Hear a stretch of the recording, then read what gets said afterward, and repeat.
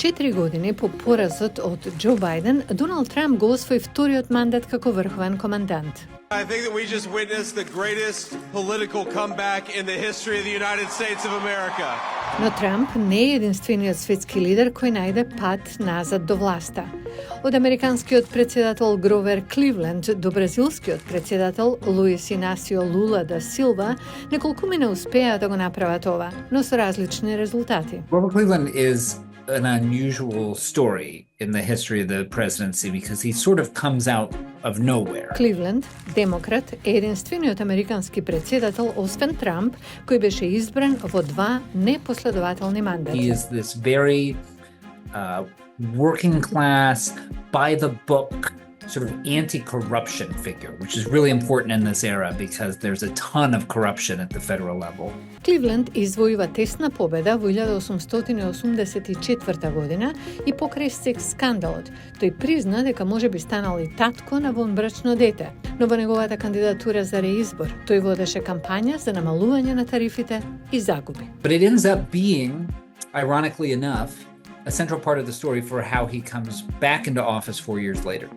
Because in the 4 years that he's gone, a Republican president comes in, you have a Republican Congress, they dramatically increase tariff rates, and the public starts to wake up to what Grover Cleveland was saying because they feel the sting in their pocketbooks. Everybody's prices go up. Така, Кливленд од 22-иот председател на Америка стана и 24-ти. Друг лидер од историјата со ваков пример е британскиот премиер Винстон Черчил. Тој ја водеше неговата држава низ Втората светска војна, која заврши со пораз на нацистичка Германија, што му донесе високи оценки од јавноста. We may allow ourselves a brief period of rejoicing. Today is Victory in Europe Day. Но само 2 месеци подоцна, конзервативната партија на Черчил претрпе голем пораз. По години војна, британците сакаа брз просперитет, гласаа за големите социјални реформи на опозицијската партија. Но Черчил се врати на Даунинг Стрит 10 во 1951 година. The Right Honourable Winston Spencer Churchill. I wish you all, whatever party you belong, good fortune for yourselves and for our island home. Но здравствени проблеми го натераа да се повлече во 1955 година. Buonasera a tutti. Il Presidente della Repubblica mi ha conferito l'incarico per la formazione del governo. А потоа и италијанскиот Силвио Берлускони, милиардер и медиумски магнат кој постојано се враќаше како премиер и покрај мноштвото скандали.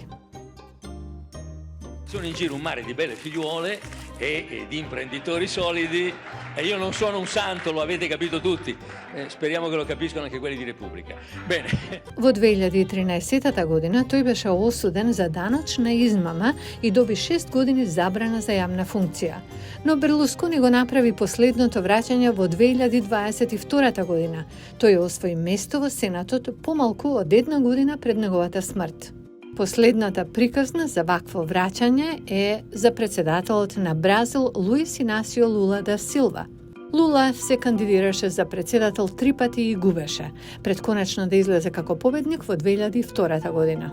You know, he comes from a working class, a trade union background, a socialist, a radical, and there's a lot of doubt about whether or not he would be successful in 2002. Лула продолжи со 2 исклучително успешни мандати. Според бразилскиот закон, тој не можеше да се кандидира 3 пат едно по друго, иако можеше да се обиде повторно подоцна. Но во 2018 година му беше забрането да се кандидира, откако беше прогласен за виновен за корупција. Тој помина 580 дена во затвор пред да биде поништена неговата пресуда, отварајќи го патот за неговата победа над екстремно десничарскиот актуелен председател Jair Bolsonaro во 2022 година.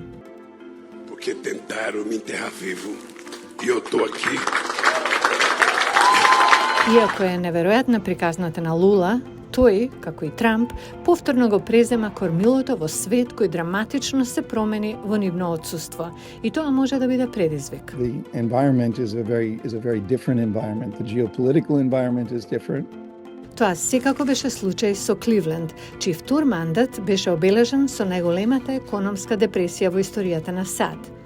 До крајот на неговото председателствување, неговата партија целосно го напушти. The things that make people effective in one window may make them less effective in another one. And it's actually not that much time has to elapse between a president's skill set's really meeting a moment and a president's skill set being a little out of phase with the moment.